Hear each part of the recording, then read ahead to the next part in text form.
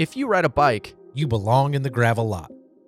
So for you, as again, using your terminology, putting out your shingle, was there any part of that where you felt, not to say that you were kind of hung out, but there's trepidation in going out on your own, and there's, even if you feel confident that I have all of this training, I have all of this knowledge, I know that I can relate to people, I know I can check all of the boxes, there's still, it's different when you're going from Cycle Smart to naming your company your initials of your name.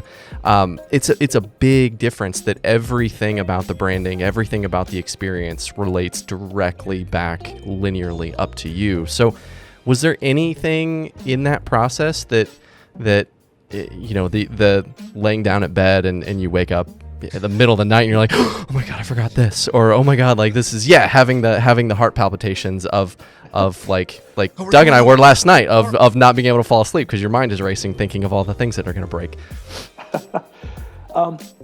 Not really. I know that's a bit of a cucumber.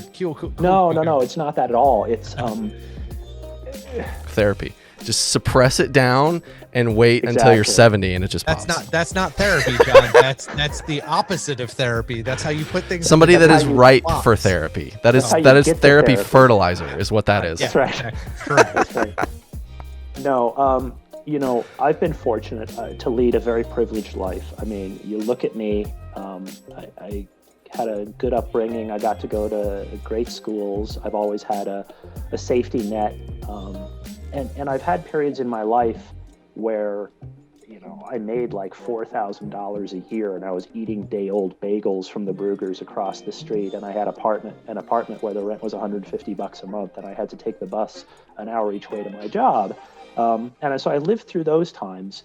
And now, really, once I got to my late 30s, I knew I was good at it. And I also knew that there were other things that I could always go back to because I had established myself in other professions at that point, and there were other things I could do. And I could have gone to other coaching companies had I really wanted. So it felt like even if it failed, it failed, and I would have learned something. But, I wouldn't have gone hungry. I wasn't going to let anyone down. I wasn't going to miss a mortgage payment or anything like that. So nothing ventured, nothing gained.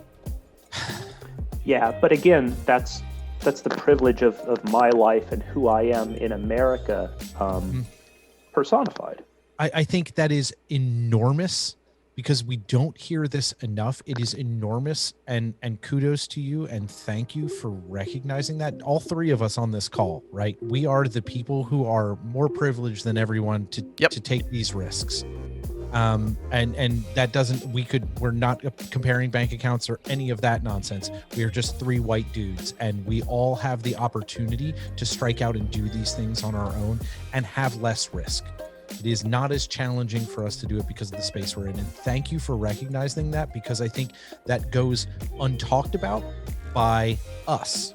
It doesn't go untalked about people who are different and look different than us, but it is important for us to all recognize it and say it. So thank you for saying that, because I think it is part of being able to take these risks and make these decisions that doesn't get talked about enough. And I hugely appreciate you saying that, because we can't drive a hard enough point into that. That is the piece that we've all been afforded.